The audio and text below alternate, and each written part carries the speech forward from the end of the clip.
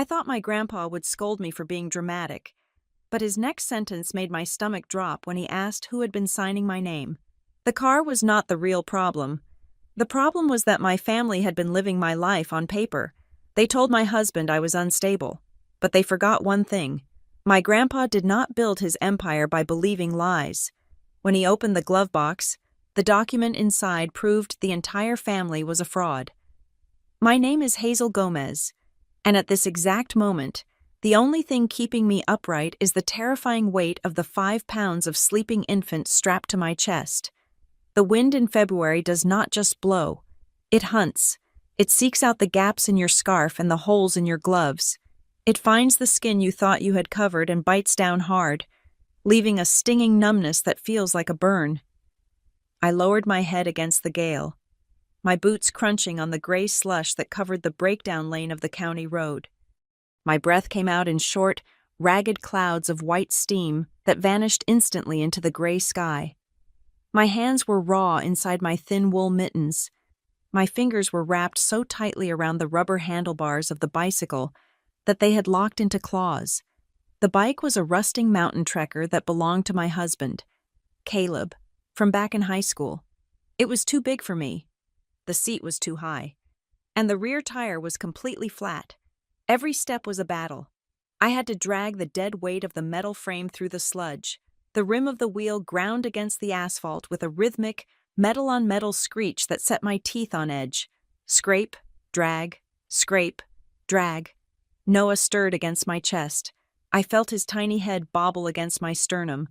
I immediately stopped, dropping the bike to the ground with a clatter, and cupped my hands over the carrier to shield him from the wind. "Shh," I whispered, my voice cracking. "It is okay. Noah, Mama is here. We are almost there." I was lying. We were not almost there. The pharmacy was still 2 miles away. I checked the side pocket of the diaper bag slung awkwardly over my shoulder. I could feel the plastic ridge of the formula canister. It was light, terrifyingly light. There was maybe enough powder left for 2 bottles. Maybe one if I made it rich enough to actually fill him up. I had $10 in cash tucked inside my boot, wrapped in plastic so the snow would not soak it. It was the only money I had access to. My parents lived in a house with 6 bedrooms and heated floors. My sister, Brielle, posted photos of her $400 lunches on social media, and I was walking 2 miles in freezing temperatures because I did not have the authority to buy milk for my son. I picked up the bike again. The rubber handle was wet and freezing. Scrape, drag. I had to keep moving. If I stopped, the cold would win. If I stopped, the tears that were stinging the corners of my eyes would freeze on my lashes. I could not cry. Crying was a luxury. Crying was for people who had a safety net. A car swept past me, spraying a wave of dirty slush onto the legs of my jeans. The cold wetness soaked through the denim instantly, shocking my skin. I did not even look up to curse them. I just kept my head down, focusing on the rhythm. Left foot, right foot, drag the bike, don't slip. Then, the sound of an engine changed behind me. Most cars whizzed by at 50 miles per hour, eager to get out of the cold. This one slowed down. The hum of the tires on the wet road dropped in pitch. It was creeping. Panic flared in my chest, hot and sharp. My first thought was not that I was being rescued. My first thought was that I had been caught. Please do not be my mother. Please do not be Brielle. If they saw me out here, walking on the side of the road like a vagrant, they would not offer me a ride. They would take a picture. They would use it. They would send it to Caleb with a caption about how I was having another episode, how I was endangering the baby, how I was wandering the streets because I was mentally unfit. The vehicle pulled up alongside me, keeping pace with my walking speed. It was a massive black sedan, polished to a mere shine despite the weather, a Lincoln, or maybe a Cadillac. It looked like a shark swimming through the gray water of the winter afternoon. The rear window buzzed. It slid down smoothly, vanishing into the door. A wave of heat escaped the cabin, hitting my frozen face like a physical blow. It smelled of expensive leather and pipe tobacco. I stopped walking. The bike handle slipped from my numb fingers, and the machine crashed into the snowbank. I did not care. I looked into the dark interior of the car. Frank Callahan sat there. He did not look like a grandfather. He never really had. He looked like a statue carved out of granite that someone had dressed in a $3,000 wool coat. His silver hair was brushed back, immobile. His eyes, the same steel gray as the winter sky, locked onto me. He did not blink. He did not smile. There was no pity in his face, only a terrifying, calculating assessment. He looked at my red, chapped face. He looked at the lump under my coat where Noah was sleeping. He looked at the rusted bicycle lying in the slush. "Hazel," he said. His voice was gravel, low and steady. It was not a question. It was a summons. I tried to speak, but my jaw was so stiff from the cold that I could only manage a nod. I felt small. I felt ashamed. I wanted to hide the bike. I wanted to hide my dirty boots. Frank leaned forward slightly, the leather of the seat creaking. His gaze shifted from me to the empty road behind us, then back to my face. "I gave you a car, right?" The question hung in the freezing air between us. It was a simple question, a factual question, but in my family, facts were dangerous things. Facts were weapons. I could lie. I could say it was in the shop. I could say I preferred the exercise. I could say I lost the keys. That is what my mother would want me to say. That is what would keep the peace. But I looked at Frank Callahan. He built an empire of logistics and shipping by smelling desperation and weakness. If I lied to him now, he would roll up that window and drive away, and I would never see him again. He did not tolerate liars. I swallowed the lump of fear in my throat. "Aunt Brielle has it," I said. My voice was thin, trembling not just from the cold, but from the sheer terrifying act of speaking the truth. "I have never had the keys, not once." The silence that followed was louder than the wind. Frank did not explode. He did not shout. He did not demand to know why. He just sat there, his expression unreadable. His eyes drifted down to the diaper bag on my hip. He saw the way the fabric sagged. He saw the outline of the nearly empty bottle. His lips pressed together into a thin, white line. It was a microscopic movement, but for Frank Callahan, it was the equivalent of a primal scream. He raised one hand and signaled to the front of the car. "Get in," he commanded. "Now." The driver's door opened instantly. A large man in a dark suit stepped out into the cold without flinching. I recognized him vaguely. Arthur. He had been Frank's driver for 20 years. Arthur moved with efficient speed, rounding the car and opening the rear door for me.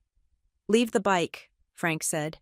Seeing me hesitate, "It is Caleb's," I whispered. "I cannot lose it."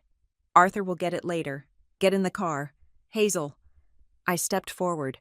My legs were so stiff I nearly stumbled. I climbed into the back seat, the warmth enveloping me instantly. It felt unnatural, like stepping from a freezer into a sauna. The door thudded shut with a heavy, reassuring seal, cutting off the sound of the wind completely. I sat on the edge of the leather seat, afraid to lean back, afraid my wet coat would stain the pristine interior. I unzipped my jacket immediately to check on Noah. He was still sleeping, his little face warm and pink. I let out a breath I didn't know I had been holding. Arthur got back in the driver's seat. The locks engaged with a soft click. We started to move. I gripped the door handle. My heart was pounding against my ribs. What had I just done?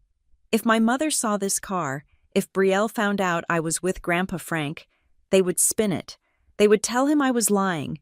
They would say I was hysterical, that I had stolen the baby and run off, and that they had taken the car keys for my own safety. They had a narrative for everything.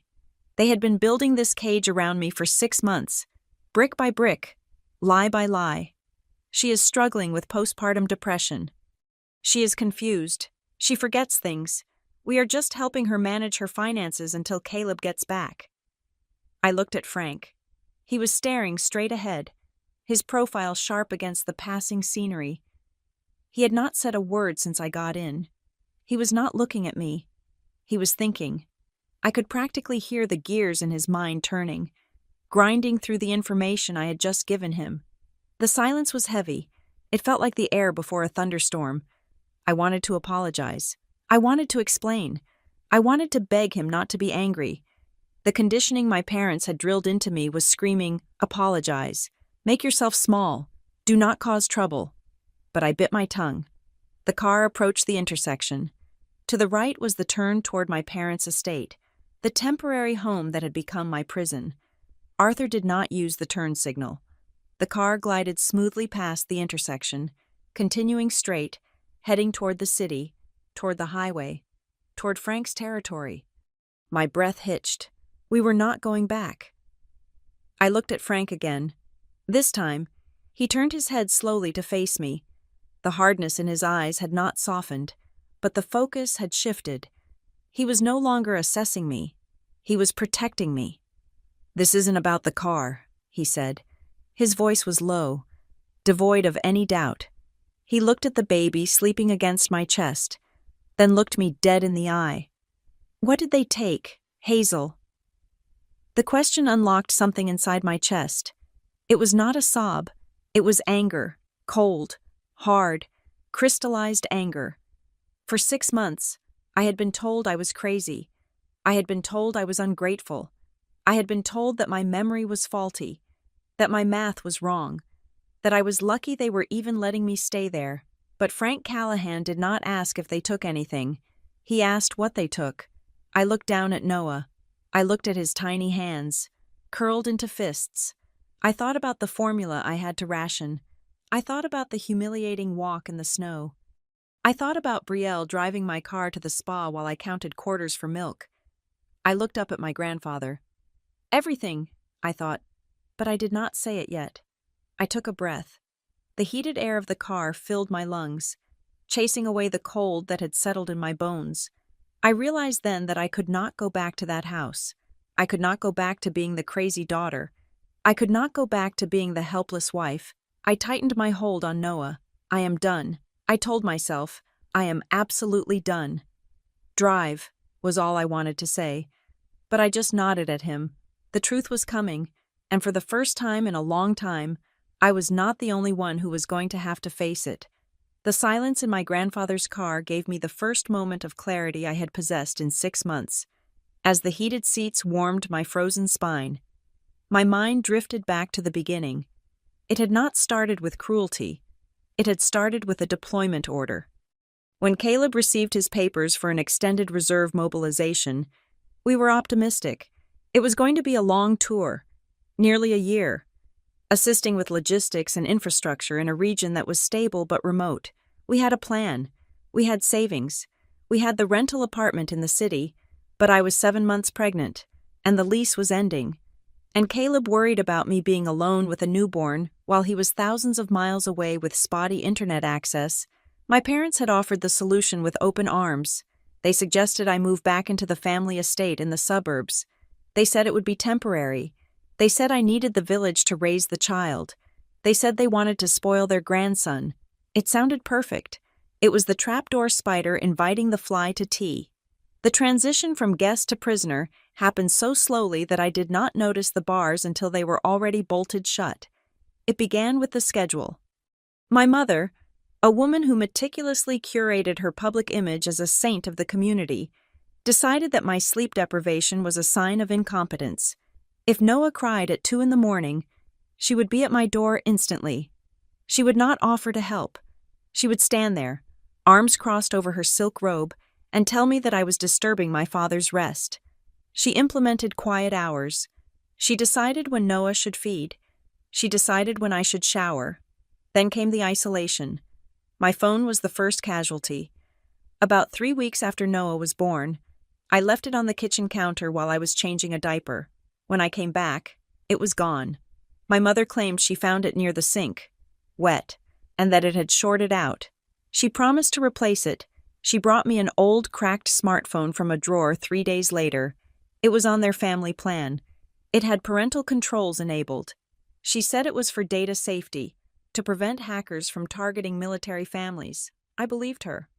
I was exhausted, hormonal, and terrified of doing anything that might jeopardize Caleb's security. but the new phone meant she could see who I called. She could see my texts.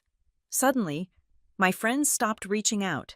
I found out later she had replied to them while I was sleeping, telling them I was struggling with severe postpartum mood swings and needed space. She cut the lines of communication one by one until the only voice I heard was hers. Then, the car. That was the twist of the knife that hurt the most because it involved Brielle. My grandfather, Frank, had given me that car as a baby shower gift. It was a sensible, safe SUV, fully paid for. He wanted Noah to be safe. He wanted me to be mobile. 2 weeks after I moved in, the keys vanished from my nightstand. I found Brielle in the driveway, loading her yoga mats and shopping bags into the trunk. When I asked her what she was doing, she laughed. It was a light, tinkling sound that made my skin crawl. She told me that a car sitting idle was bad for the engine. She said the fluids would seize up if it was not driven. She told me she was doing me a huge favor by keeping it in rotation. I tried to argue. I told her I needed it for pediatrician appointments. My father intervened then. He sat me down at the dining table, looking at me with that disappointed, heavy gaze he reserved for when I failed math tests in high school. He told me that I was in no state to drive. He said my hormones made my reaction times slow. He said he could not live with himself if I crashed the car with Noah inside. So, Brielle took the SUV. She drove it to her spin classes. She drove it to meet her friends for brunch. She posted pictures of herself leaning against the hood on social media with captions about her new ride. And I was given the bicycle. They framed it as a lesson in humility and health. My mother said the fresh air would be good for my baby weight. She said walking or biking to the store would teach me the value of effort, as if I had not been working full-time before Noah was born. They made me feel like a leech for living in their house, so the least I could do was not use their gas. That was why I was walking in the snow. That was why I dragged a rusted bike through the slush, while my sister drove my heated leather-seated SUV to get a manicure. But the control over my physical movement was nothing compared to what they did to my finances. Before Caleb left, we had set up a joint account for bills and a separate savings account for the baby. We had saved $6,000. It was not a fortune, but it was our safety net. Plus, Caleb's military pay was being deposited directly. The interception of my mail started subtly. I would expect a package of diapers from an online order, and it would never arrive. When I asked, my mother would shrug and say package theft was rampant in the neighborhood. Then, the bank statement stopped coming. I tried to log in online, but my password did not work. When I tried to reset it, the two-factor authentication code went to the phone number I no longer had access to. I confronted my mother in the kitchen one morning. She was making a smoothie, the blender whirring loudly, drowning out my first attempt to speak. When she finally turned to me, she wiped her hands on a towel and gave me a pitying look. She told me that I had been making erratic purchases. She said I had ordered $500 worth of useless baby clothes that never arrived. She claimed she had spoken to the bank to secure the account because I was clearly not in my right mind. She said she was holding the debit card for safekeeping. I demanded to see the card. I demanded to see the balance. She pulled a single sheet of paper from a drawer. It was a printed spreadsheet, not an official bank statement. It showed a list of expenses: rent, utilities, groceries, diapers. The numbers were astronomical. According to her sheet, I was contributing $2,000 a month to the household expenses. She pointed to the bottom line. It showed a negative balance. She told me I was draining them dry. She said Caleb's pay was barely covering the cost of the organic food they bought for me, the electricity I used staying up all night with the baby, the water for the extra laundry. I felt a pit of shame open up in my stomach. I did not know how much electricity cost in a house that size. I did not know the price of the specific organic kale she insisted on buying. I just knew that I was a burden. But the math did not sit right in my head. I started watching Brielle. Brielle did not have a job. She was an aspiring influencer, which meant she spent her days curating outfits and taking photos. Yet, 3 days after my mother told me we were broke, Brielle walked in with a new handbag. I knew the brand. I knew the model. It cost nearly $3,000. When I asked about it, Brielle rolled her eyes. She said it was a gift from an admirer. She said I was jealous. Then there were the spa days. My mother and Brielle would leave for 6 hours at a time, coming back smelling of eucalyptus and expensive oils. They would talk about the facials and the massages. Meanwhile, I was counting out change to buy generic formula because my mother said the name brand was too expensive for our budget. I began to notice other things. Letters from the insurance company that were opened and then taped shut again. A credit card offer addressed to me that I found in the trash, torn in half, but with the activation sticker missing. I tried to ask Caleb about the money during our rare, brief video calls, but my parents were always in the room. They would hover behind me, smiling and waving at the camera. My mother would squeeze my shoulder, her fingers digging into my muscle, a silent warning. They had coached me on what to say. Do not worry him, they said. He is in a dangerous place. If you tell him you are stressed about money, he will be distracted. He could get hurt. Do you want his death on your conscience? That was their trump card. They weaponized my husband's safety against me. They told me that a good military wife carries the burden alone. They told me that complaining about finances was a betrayal of his sacrifice. So I smiled at the camera. I told Caleb everything was fine. I told him his in-laws were taking such good care of us, and I watched the relief on his face, hating myself for the lie. The worst part, the part that kept me awake at night staring at the ceiling, was the gaslighting regarding my sanity. They never hit me. They never starved Noah. But they made me question my own reality every single hour of every single day. If I put my keys on the hook, they would move them to the couch and ask why I was so careless. If I fed Noah at noon, they would ask me at 2 why I had not fed him since breakfast. When I protested, they would look at each other with sad, knowing glances. She is having an episode, Brielle would whisper, loud enough for me to hear. It is the hormones, my mother would reply. Poor thing. She does not even know what day it is. They use the term unstable so often it began to sound like my name. One evening, about a week before Frank picked me up, I reached my breaking point. I found a receipt in the trash for a dinner Brielle had gone to. It was for $400. The date on the receipt was the same day my mother had told me we could not afford the special colic relief drops Noah needed. I marched into the living room. I held up the receipt. I was shaking. I screamed at them. I told them they were thieves. I told them I was taking Noah and leaving. The room went deadly silent. My father stood up. He did not look angry. He looked sad. He walked over to the mantel and picked up a file folder. He told me to sit down. He opened the folder. Inside were printed emails. They were emails I had never written.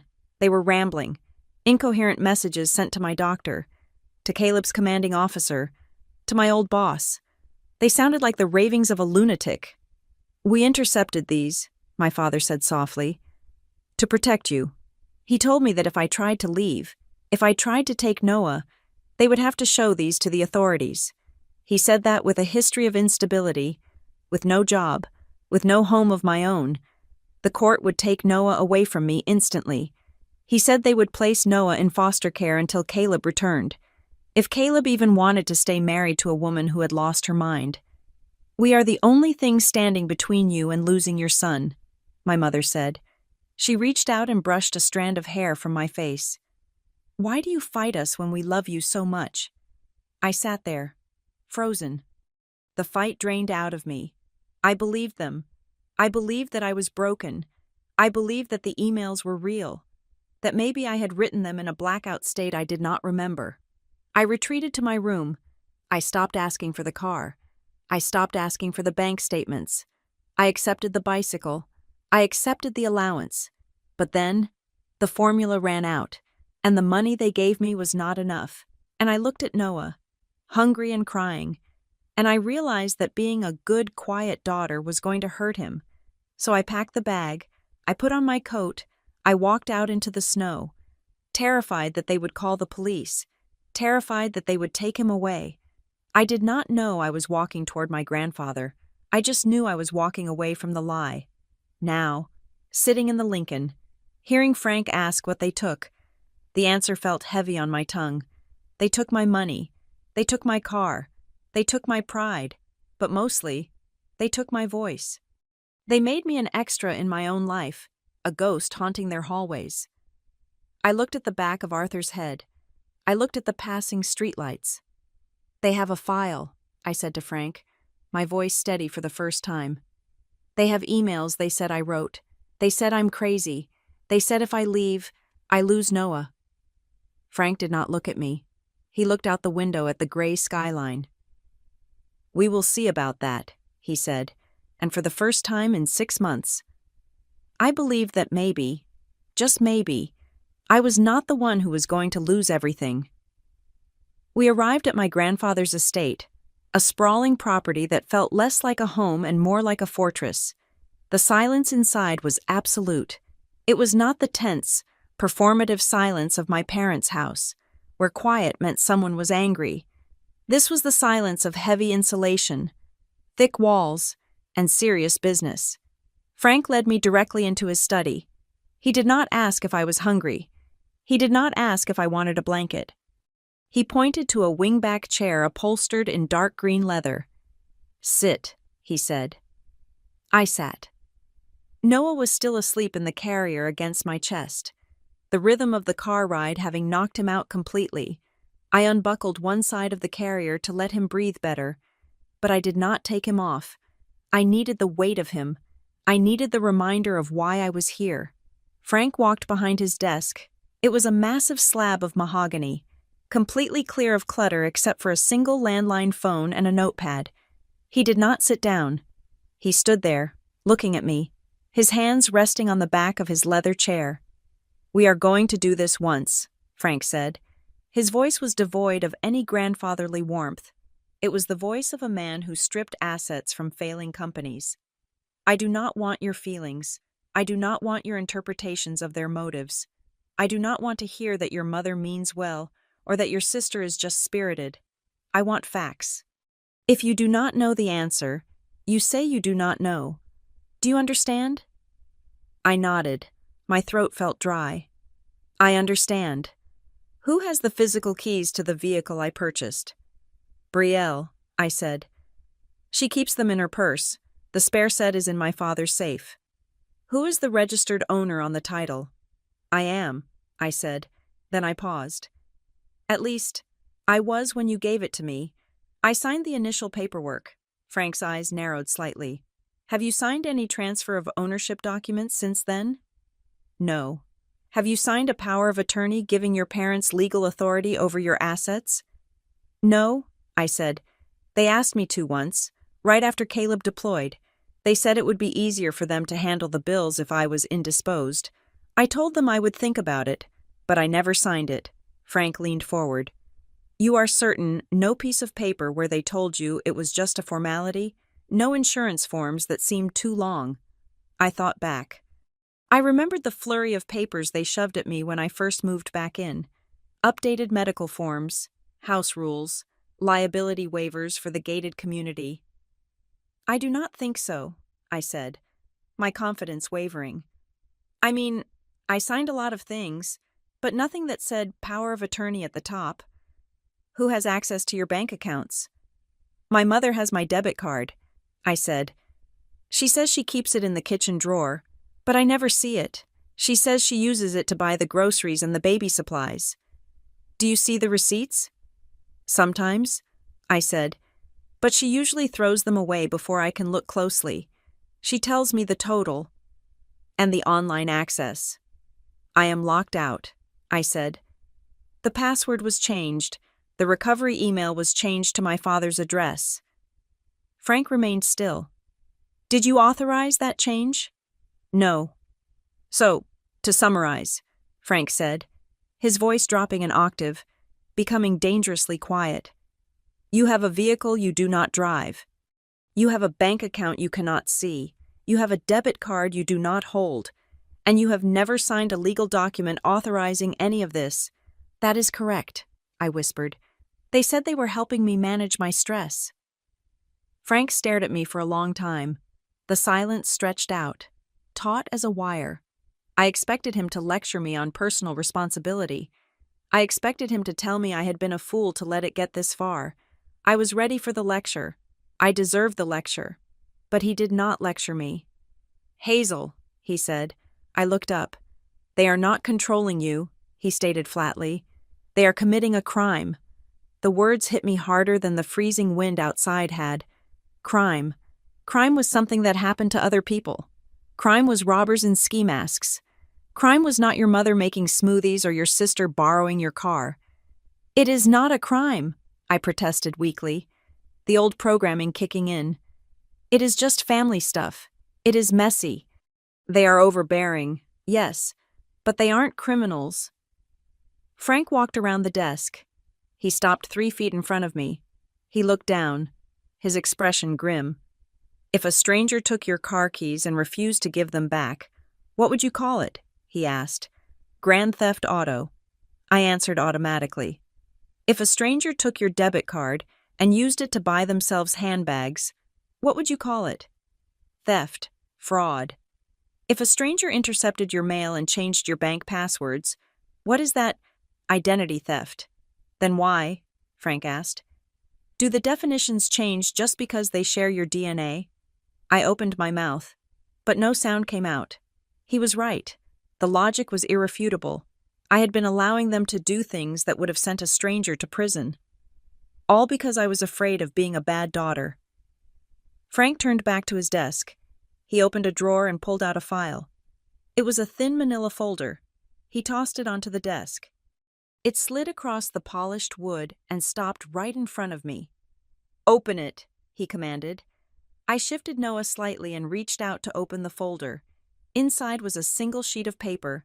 It looked like a bank confirmation. I scanned the numbers. My eyes widened. It was an account statement for a trust. The beneficiary was Noah Monroe. The trustee was Hazel Gomez. The balance was significant. It was enough to put a down payment on a house. It was enough to live on for 2 years without working. "What is this?" I asked, my voice shaking. "I established that fund the day Noah was born."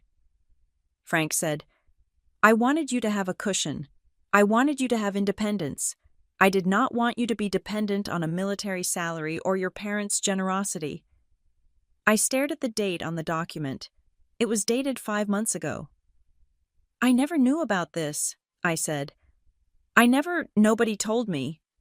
"I know you didn't," Frank said. "Because I mailed the access documents, the checkbook, and the debit card for this account to your address of record, which is your parents' house." My stomach dropped. The room seemed to spin. "They intercepted it," I whispered. "Not just intercepted," Frank corrected. "The account has been accessed." I looked at the paper again. I saw the transaction history. There were withdrawals. Small ones at first, then larger ones. "How?" I asked. "How could they access it without me?" "That is the question," Frank said. "To access this account, they would need your signature. They would need to verify your identity. If they have done this, Hazel, they have not just stolen your mail, they have forged your signature on federal banking documents." I felt sick, physically sick. I thought about the times my mother had asked me to sign insurance forms while I was half asleep. I thought about the times Brielle had borrowed my driver's license to scan it for the file. "They stole from Noah," I said. The realization was a physical pain in my chest. "They didn't just take my money. They took the money you gave to my son." "Yes," Frank said, "and they used it to maintain the lifestyle they can no longer afford." He walked over to the phone. He picked up the receiver and dialed a number from memory. He did not look at the keypad. He looked at me while the line rang. "Pierce," Frank barked into the phone. "It is Callahan. I need you here tomorrow morning. 8 o'clock sharp. Bring Marla. Yes, it is the family matter we discussed. It is worse than I thought. Bring the full forensic kit. We are going to need to trace signatures and digital footprints." He hung up without saying goodbye. He looked at me. "Tomorrow morning. My attorney and my forensic accountant will be here. We are going to pull every record. We are going to trace every penny. We are going to find out exactly how they bypassed the security protocols." Panic flared in my chest. This was moving fast. Too fast. "Grandpa," I said, my voice rising in pitch. Wait, lawyers, forensic accountants. Are we talking about suing them? They are my parents. Brielle is my sister. If we do this, if we bring in the law, it destroys everything. They could go to jail. I was trembling. The idea of seeing my mother in handcuffs, no matter what she had done, felt wrong. It felt like a violation of the natural order. You do not send your parents to prison. You survive them. Frank walked over to the window. He looked out at the snowy grounds of his estate. Hazel, he said, without turning around. They did not hesitate to destroy you. They were systematically gaslighting you to make you think you were insane. They were preparing to take your child away from you to cover their tracks. Do you understand that if you had tried to leave on your own, they would have used your lack of funds and their fabricated evidence of your instability to take custody of Noah? He turned to face me. His face was hard as stone. Family is not a license to steal, he said. Family is not a shield they can hide behind while they cannibalize your life. I looked down at Noah. He was sleeping so peacefully. He had no idea that his grandmother had stolen his future to buy designer curtains. He had no idea that his aunt was driving his car to buy smoothies while he almost ran out of milk. If I did nothing, they would win. They would keep doing it. And eventually, they would succeed in taking him. They would paint me as the crazy, incompetent mother, and they would raise him to be just like them. I imagined Noah growing up in that house. I imagined him learning to lie like Brielle. I imagined him learning to manipulate like my mother. The fear in my chest vanished. It was replaced by a cold, steely resolve. It was the same resolve I saw in my grandfather's eyes. I took a deep breath. I sat up straighter in the leather chair. I adjusted the blanket around my son. Okay, I said. Frank watched me. Okay, what? He asked. We do it, I said. We do not just talk about it. We do not just threaten them. We do it. I looked Frank in the eye. Legally, I said. Fully, I want to know everything they took, and I want it back. Frank nodded once. It was a sharp, precise movement. Good, he said. Get some rest. Tomorrow, we go to war. The precinct smelled of stale coffee and floor wax, a sensory combination that usually signaled bad news. I sat on a hard plastic bench, Noah sleeping in his carrier beside me, while my grandfather stood at the front desk. The officer on duty, a man with tired eyes and a name tag that read Sergeant Miller, was shaking his head. Look, Mr. Callahan, Miller said, his voice carrying the weary tone of someone who had explained the same thing 5 times. I understand you are upset. But if the young lady gave her keys to her sister, and if her mother has her debit card, this is a civil matter. It is a domestic dispute. You need family court, not the police department. I felt the familiar shrink of defeat in my chest. This was exactly what I had feared. The law saw a family squabble, not a hostage situation. Frank did not raise his voice. He did not argue. He simply reached into his coat pocket and withdrew the document he had shown me the night before the statement for the trust fund I never knew existed. Sergeant, Frank said, sliding the paper across the high counter. My granddaughter did not give anyone access to this. This is a federally regulated trust. The access credentials were intercepted from the U.S. mail. The signature on the withdrawal request does not match hers. That is not a domestic dispute. That is felony fraud and mail theft. Sergeant Miller looked down at the paper. He adjusted his glasses. He read the balance. He read the withdrawal amounts. The weary look vanished from his eyes. He picked up a phone. Detective Vance, you are going to want to come out here. 10 minutes later, we were in a small, windowless interview room. Detective Vance was a woman in her 40s with a sharp bob cut and eyes that seemed to drill through excuses. She did not offer tea or sympathy. She sat down, opened a laptop, and looked at me. Start from the beginning, Vance said, and do not leave out the small stuff. If they took a postage stamp without your permission, I want to know. I told her. I told her about the car. I told her about the missing mail. I told her about the bank statements I was not allowed to see. At first, she just took notes. her face neutral. But when I got to the part about the trust fund, the account I had never authorized anyone to touch, her typing speed increased. "Did you sign a power of attorney?" Vance asked. Her eyes locked on mine. "No," I said. "Did you sign a signature card for this specific trust account at any bank branch?" "I did not even know it existed until yesterday," I replied. "So, if we pull the security footage from the bank branch where these withdrawals were made," Vance said, leaning forward, "we are not going to see you." "You will see my sister," I said. "Or my mother." Vance stopped typing. She looked at Frank. "If they moved more than $10,000, we are looking at grand larceny. If they use the internet to move it, it is wire fraud." The door to the interview room opened. I expected another officer. Instead, two people walked in who looked like they had just stepped out of a high-rise boardroom. "Marla Keene," the woman said. She was tall, wearing a charcoal suit that looked like it cost more than my parents' car. She did not smile. She extended a hand to the detective, then to me. Her grip was iron. "I am representing Mrs. Gomez in all civil and criminal matters related to this case." Behind her was a man who looked like a college professor, wearing a tweed jacket and round glasses. He was holding a briefcase that looked heavy. "Jonah Pierce," he said. His voice was flat, devoid of inflection. "Forensic accounting." Frank nodded to them. "You made good time." "We took the helicopter," Marla said, dismissing the travel logistics as if they were irrelevant. She sat down next to me, placing a legal pad on the table. She turned to Detective Vance. "Detective, we are prepared to file for immediate subpoenas for all bank records associated with the Gomez and Monroe families. We are also filing a formal complaint regarding identity theft." Vance looked at Marla, then at Jonah. The dynamic in the room shifted instantly. It was no longer a police inquiry. It was a war council. "I can take the complaint," Vance said, "but subpoenas take time." "We have time," Jonah said. He opened his briefcase and pulled out a laptop. "But the money might not." Based on the withdrawal patterns Frank described, they are liquidating assets.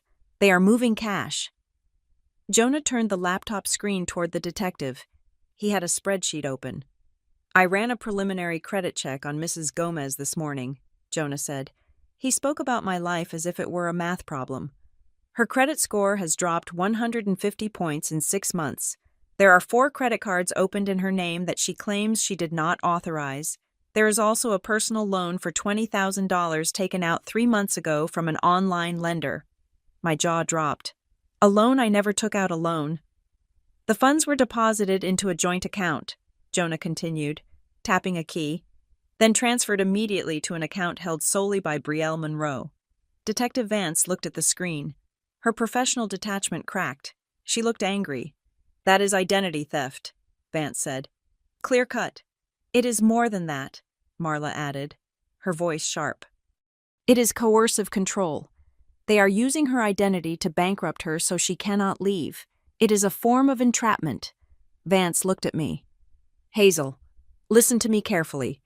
We can request an emergency freeze. We can flag your social security number and every account linked to it as compromised. It will lock everything down. No credit cards will work. No withdrawals will be allowed. It will stop the bleeding immediately." "Do it," I said. I did not hesitate. "You need to understand," Vance warned. "This will freeze them out too. If they try to buy groceries with a card in your name, it will be declined. If they try to put gas in the car, it will be declined. They will know immediately that something is wrong." "Good," I said. "Let them know." Jonah began typing rapidly. "I will coordinate with the fraud departments of the major bureaus. We will have a flag on the file within the hour." "Now," Vance said, pulling out a fresh form. "I need to talk about the car. You said the title is in your name." "Yes," I said. "And you have requested the return of the property." "Multiple times." "And they refused." "Yes." "That is unauthorized use of a motor vehicle," Vance said. "If we find that they forged a transfer of title, it becomes forgery of a government document. That is a felony." Jonah looked up from his screen. "If I may, Detective, I would suggest we also look for rental income. It is common in these types of financial abuse cases for the perpetrators to monetize the assets. If the sister has the car, check the peer-to-peer rental apps. Turo, Getaround. If she is renting out a car she does not own, she is committing fraud against the platform and the renters. Marla nodded. I will have my paralegals scrape the listings in the area. I sat there, stunned. For months, I had been told I was crazy. I had been told I was imagining things. Now, 3 experts were dissecting my life and finding crimes in every corner. Mrs. Gomez, Marla said, turning to me, we are going to need you to sign an affidavit stating that you did not authorize these accounts. Once you sign this, there is no going back. We are alleging that your parents and sister committed felonies. This is not a warning shot. This is an indictment. She slid a paper toward me. I looked at the pen. I thought about my mother making smoothies. I thought about my father's sad eyes. Then I thought about the text message Brielle sent me when I asked for money to buy diapers. Maybe if you were more responsible, you wouldn't be begging. I picked up the pen. Where do I sign? I asked. Marla pointed to the line. I signed my name. It was the first time in months I had signed something without a hand hovering over my shoulder. One more thing, Jonah said. He adjusted his glasses. If we find that they forged your signature on the tax returns, which is highly probable, if they are hiding income, the IRS will get involved. Federal prison time is mandatory for tax fraud. Let us cross that bridge when we get the transcripts, Marla said. Detective Vance stood up. I have enough to start. I'm going to open a formal investigation file. I will need to take the physical evidence, the letters you have, the trust documents. Frank handed over the folder. We will be in touch, Detective. Frank said. We walked out of the police station 2 hours later. The sun had come out, but the air was still biting cold. I buckled Noah into the car seat in the back of the Lincoln. I felt different. I felt lighter. For the first time in a long time, the fear that had been living in my stomach was gone. It had been replaced by something else. A sense of machinery moving, massive, heavy gears turning in my favor. I looked at the police station one last time. My family had spent 6 months building a cage for me out of lies and paper. They thought they were the wardens. They thought they held the keys. They did not realize that they had just locked themselves in a cage with the law, and the law, as represented by Marla Keene and Detective Vance, looked very hungry. The guest room in my grandfather's house was silent, a stark contrast to the chaos of my mind. For the first time in 6 months, Noah was sleeping in a proper crib, a solid oak structure Frank had ordered delivered that afternoon. The mattress was firm, the sheets were crisp, clean cotton. The room smelled of lavender and safety. I should have been sleeping. My body was screaming for rest. The adrenaline from the police station visit had faded, leaving behind a bone-deep exhaustion that made my limbs feel like lead. But I could not close my eyes. On the mahogany nightstand, my old phone sat on a white napkin. It was the only dirty thing in the pristine room. I had kept it turned on at Marla's instruction. She had told me that silence was our enemy. We needed them to speak. We needed them to show their hand. And they were showing it.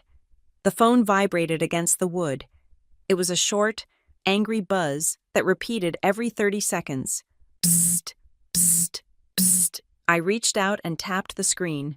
The light flared in the darkness, stinging my eyes. The notifications were stacking up like bricks in a wall. 42 missed calls, 63 text messages. I opened the messaging app. I did not read them with fear anymore. I read them like a researcher studying a disease.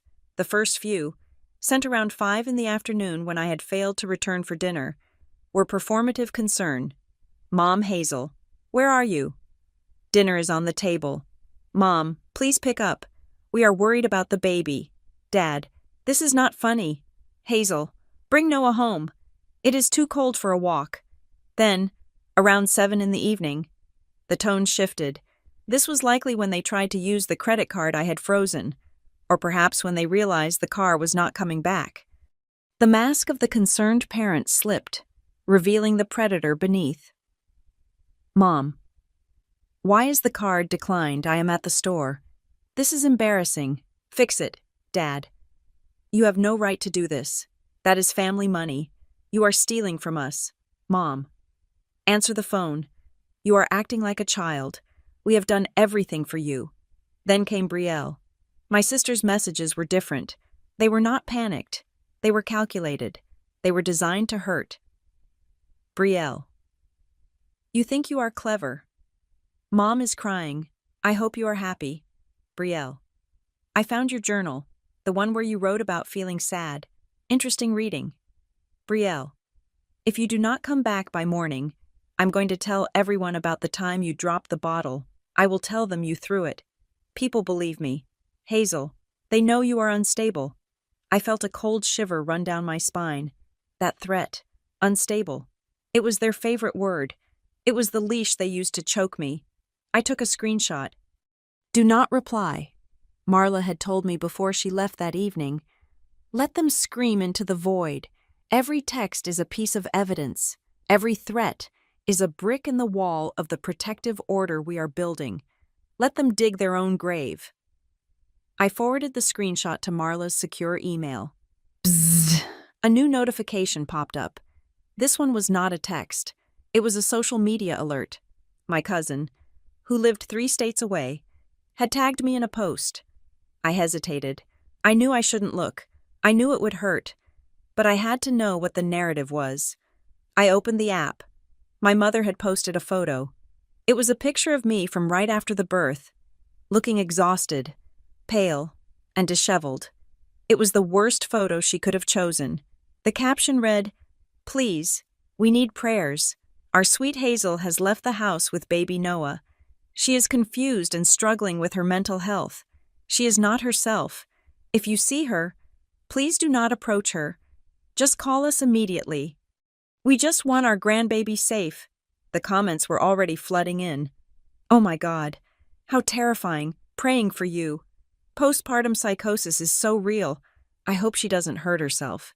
Shared in the community group. We will keep an eye out. They were hunting me.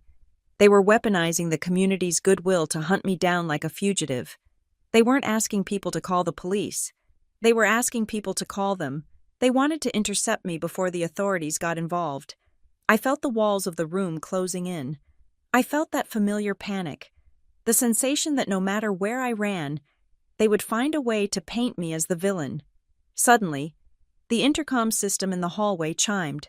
It was a soft, melodic sound. But in the silence of the night, it sounded like a gunshot. I jumped out of bed. Grabbing my robe, I rushed into the hallway. Frank was already there.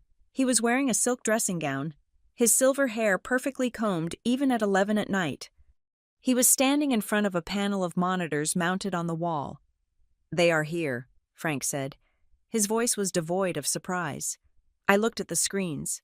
The monitors showed the feed from the security cameras at the main gate, which was located a quarter-mile down the driveway.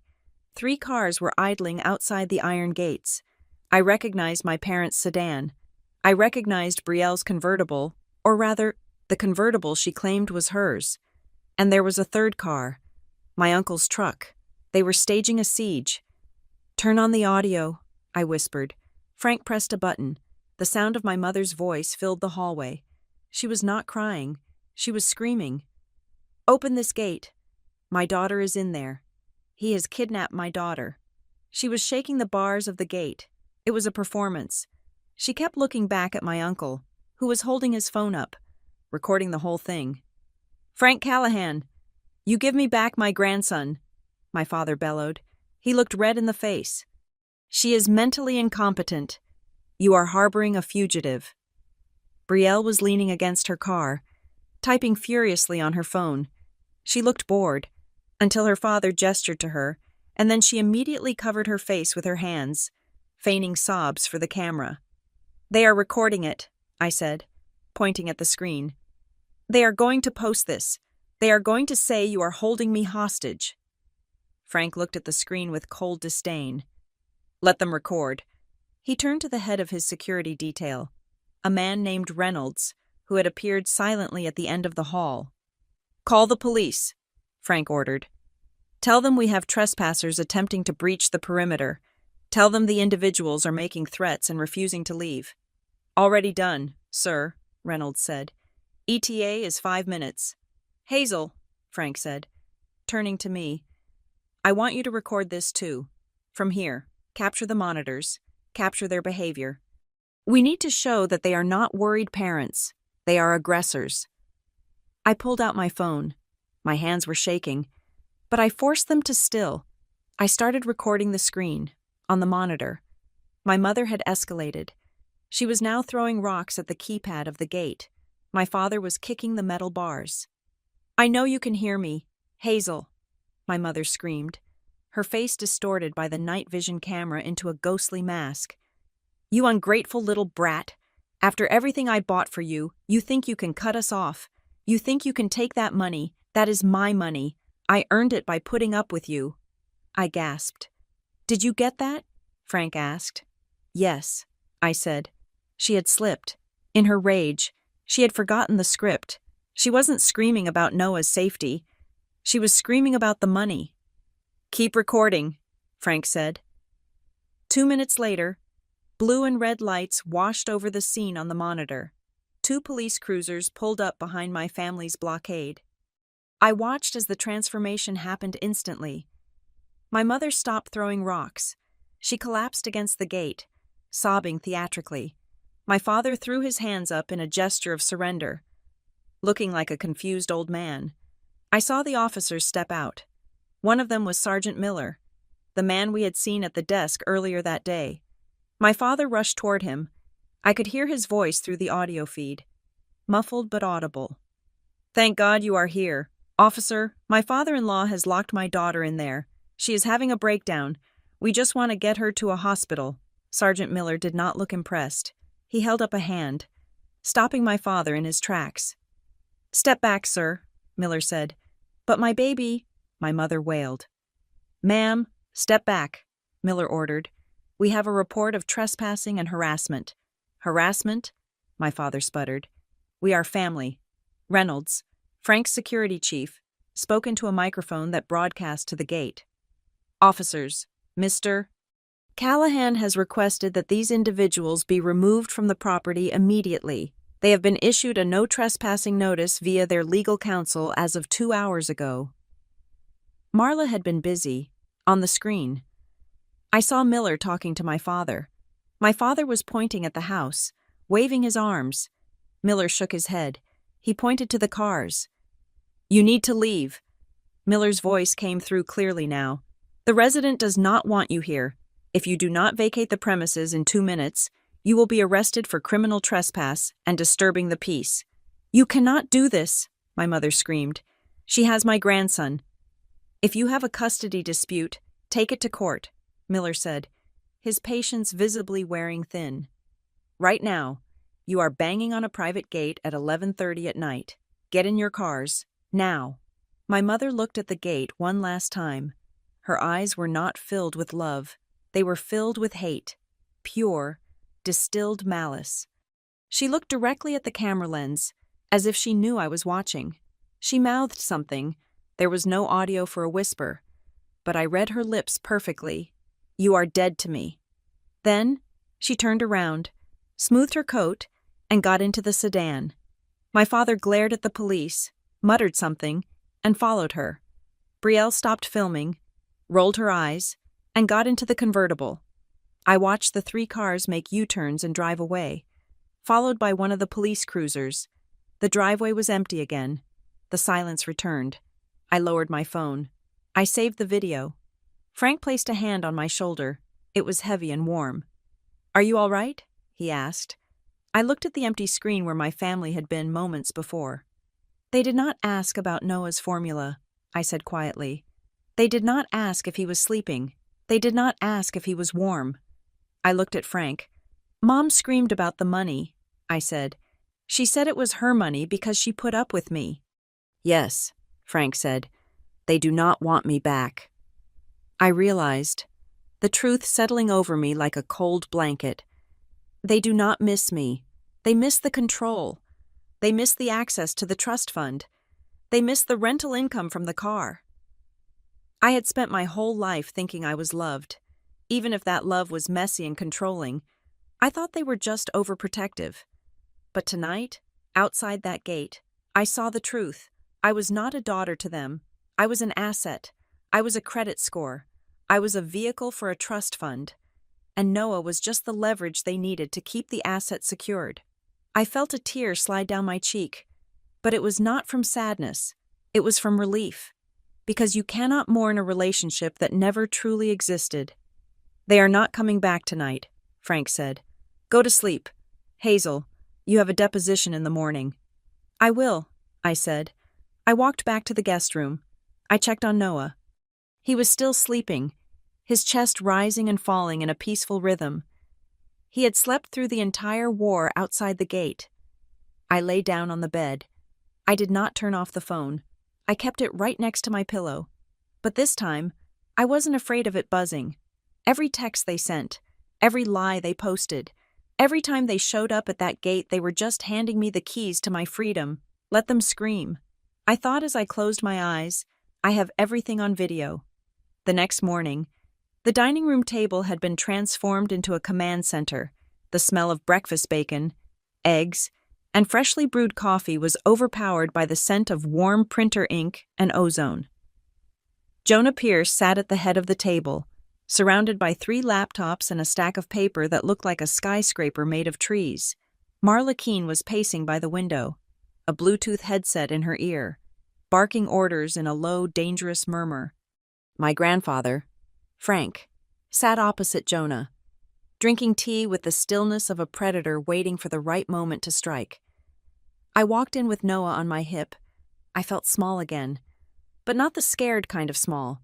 I felt like I was standing at the base of a mountain I had to climb, and for the first time, I could see just how high the peak was. "Sit down, Hazel," Frank said. He did not look up from the document he was reading. "Jonah has found the leak." Jonah pushed his glasses up his nose. He did not offer a morning pleasantry. He simply spun his laptop around so I could see the screen. It was a spreadsheet, color-coded in red and black. The red section was massive. "I have consolidated the transaction histories from the 4 major banks we subpoenaed this morning," Jonah began, his voice dry and factual. "The total misappropriation of funds is significantly higher than our initial estimate of $50,000. I swallowed hard. "How much?" $142,680.12, Jonah said. The number hung in the air. I felt my knees go weak. I pulled out a chair and sat down before I fell down. "That is impossible," I whispered. "I did not have that much. Even with the trust fund, how—" "They did not just drain your liquid cash," Jonah explained, tapping a key to expand a section of the chart. "They leveraged your credit profile. You see, Hazel, theft is usually simple. You take money, you run. This was an ecosystem." He pointed to a column labeled Outflows. "We found transfers to third-party contractors," Jonah said. "A roofing company, a landscape architect, an interior design firm specializing in high-end kitchen remodels." I stared at the names of the companies. The kitchen, I realized, a wave of nausea rolling over me. My mother had the kitchen redone 3 months ago. She told me my father got a bonus. She said they were doing it to make the house nicer for Noah. "They paid for it with a home improvement loan," Jonah said. "A loan taken out in your name, using your social security number, electronically signed from an IP address located inside their house." "But it gets worse," Marla said, hanging up her call and joining us at the table. She looked angry. "Show her the credit cards, Jonah." Jonah brought up a new window. It showed statements for 3 different credit cards. I recognized none of them. "They opened these cards 6 months ago," Jonah said. "Amex, Chase, Citibank, they maxed them out almost immediately. Designer handbags, first-class flights to Miami, spa treatments, jewelry." He scrolled down. "But here's the sophisticated part. They did not just default on the debt. They used the money from Noah's trust fund, the cash withdrawals Frank identified, to make the minimum payments on these cards." I blinked, trying to understand the mechanics of the betrayal. "They were using my son's money to pay off the debt they created in my name," I said slowly. "Correct. Jonah said. It is a cycle. They steal your credit to buy luxury goods. Then they steal your cash to keep the credit score high enough to open more cards. It is a parasite feeding on itself. And there is one more thing in this category. He pointed to a recurring payment of $600 a month. This is a student loan payment, Jonah said. But according to your file, you paid off your student loans 3 years ago. I leaned in. I did. I have the letter framed. This is not your loan, Jonah said. This is a loan consolidation for Brielle Monroe. It was transferred to a balance transfer card opened in your name. You are currently paying off your sister's college degree. I felt the blood drain from my face. I remembered Brielle making fun of my cheap clothes. I remembered her telling me I needed to learn how to budget. All the while, I was paying for her education. They stripped you for parts, Frank said, his voice low and rumbling. They treated you like a carcass. There is more, Marla said. The car. I looked up. What about it? Did they sell it? No, Marla said.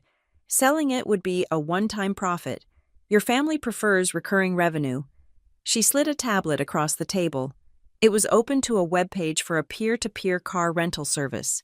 Similar to Airbnb, but for vehicles. There, in high definition, was my white SUV. The profile belonged to Brielle M. The listing described the car as a luxury family cruiser, perfect for weekend getaways. It had over 40 reviews. She has been renting it out, I gasped. Strangers. Strangers have been driving my car. Short-term rentals, Jonah clarified. According to the platform's data, which Marla's team scraped this morning, this vehicle has been rented out for 22 weekends in the last 6 months.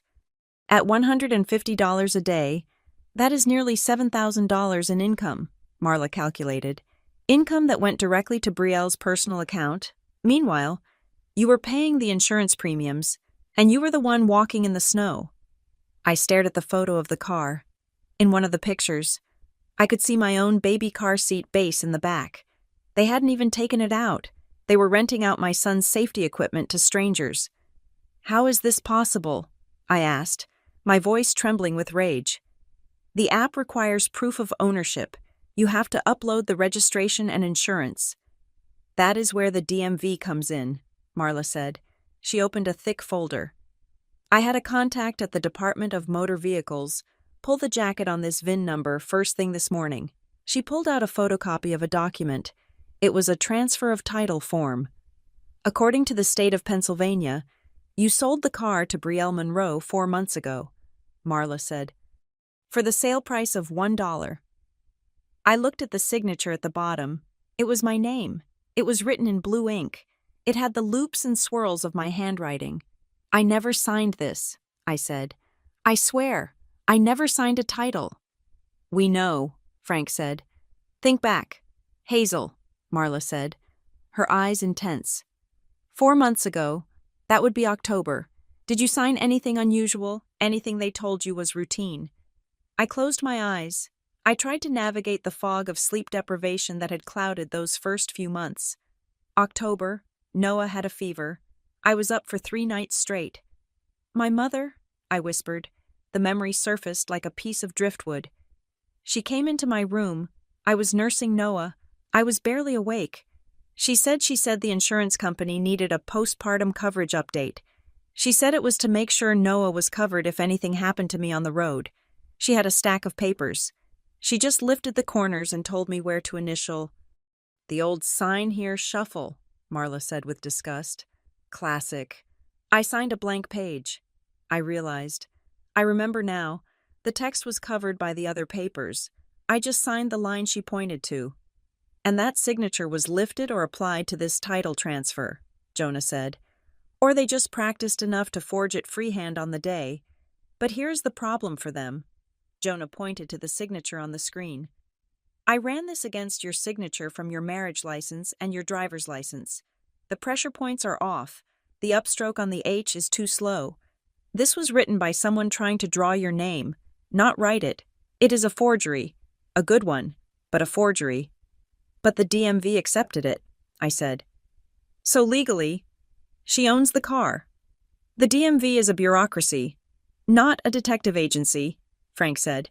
He leaned forward, a grim smile playing on his lips. But they made a fatal error. They forgot who bought the car. Frank tapped the table with a single finger. When I buy a vehicle for a family member, Frank said, I do not just write a check. I have my lawyers structure the purchase. I am listed on the original dealer paperwork as a lien holder. Even though the car is paid off, it is a security measure I use for all my assets. It prevents the asset from being sold or transferred without my release of interest. My eyes widened. So, Marla finished for him. For that title transfer to be valid, it needed 2 signatures, yours, as the owner, and Frank's, as the lien holder. She pointed to the document again. There was a line for the lien holder. It was blank. The clerk at the DMV made a mistake processing it, Marla said. They missed the lien, or more likely, Brielle went to a shady tag agency that did not look too closely. But legally, that transfer is void. The car still belongs to you, and Brielle has been engaging in theft by conversion and fraud every time she rented it out. We have them, I said. The realization was electric. We really have them. We have them on fraud. We have them on forgery. We have them on grand larceny. Jonah listed off. And since they use the internet to manage the credit cards and the rental app, we have them on wire fraud. That is 20 years in federal prison.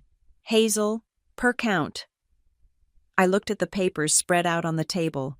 It was a map of my destruction. Every dollar they took was a choice.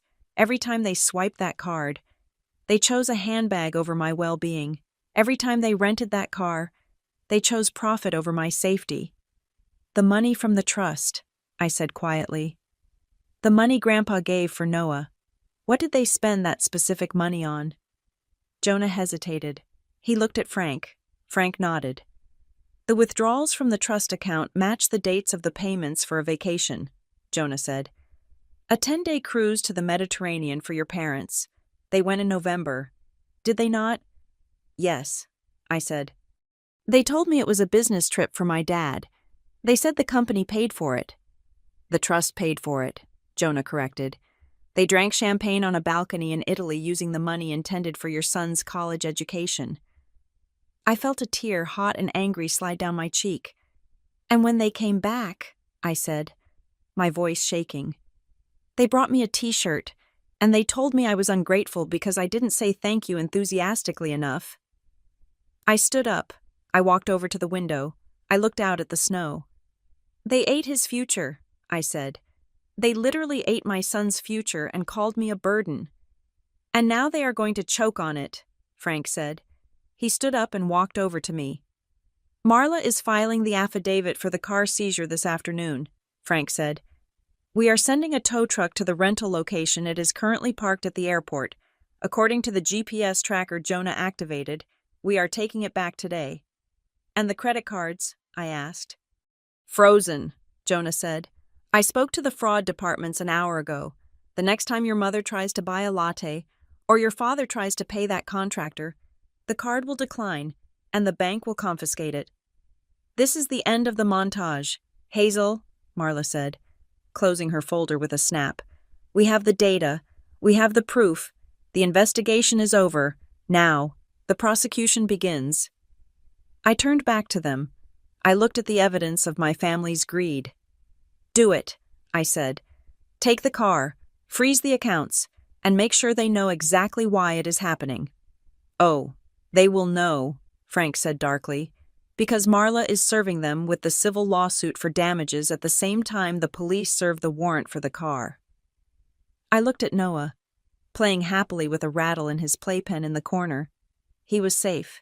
He was going to have a future. And the people who tried to steal it were about to learn that you cannot steal from a mother and expect to get away with it. Let's get my car back, I said.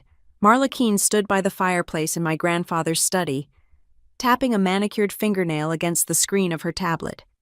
The investigation phase was over. We had the data. We had the evidence.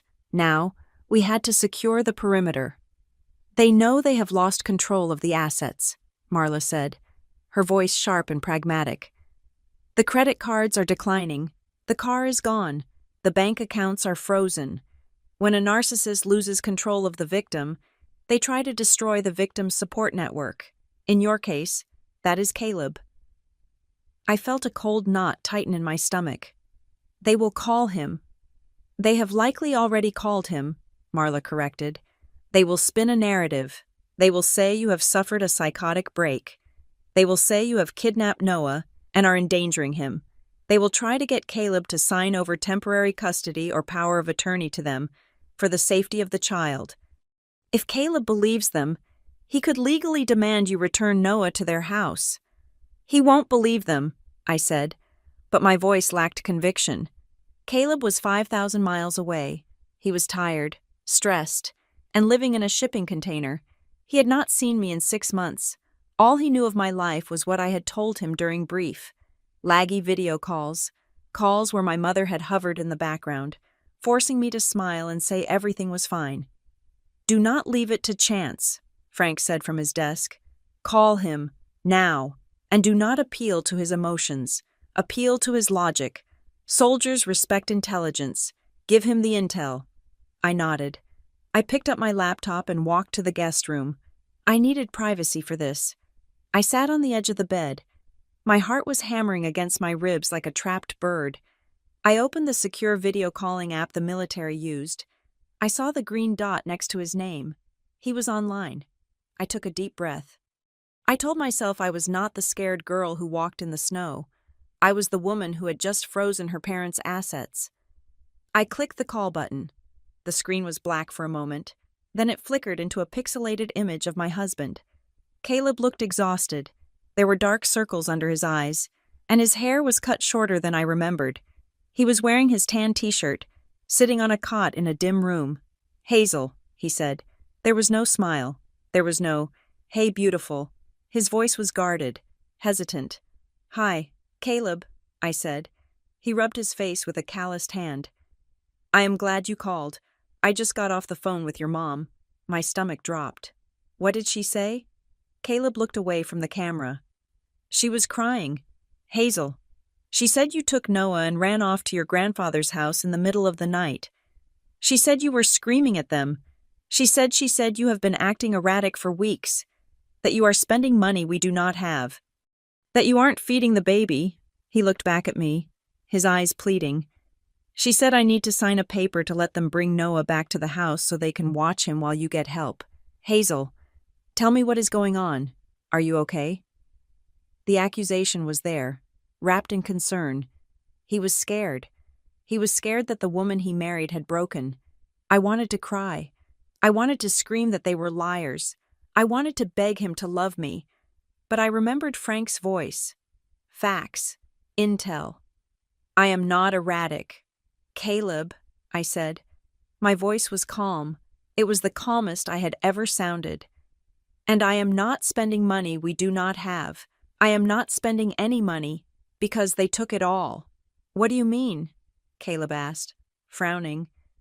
Your mom said, I am going to share my screen with you. I interrupted. I do not want you to listen to me. I want you to look. I clicked the button to share my desktop. This is the bank statement for the savings account, I said. Look at the withdrawals. I highlighted the lines. $500 to a liquor store, $2,000 to a travel agency, $300 to a high-end nail salon. Caleb, look at the dates. I was home with a newborn.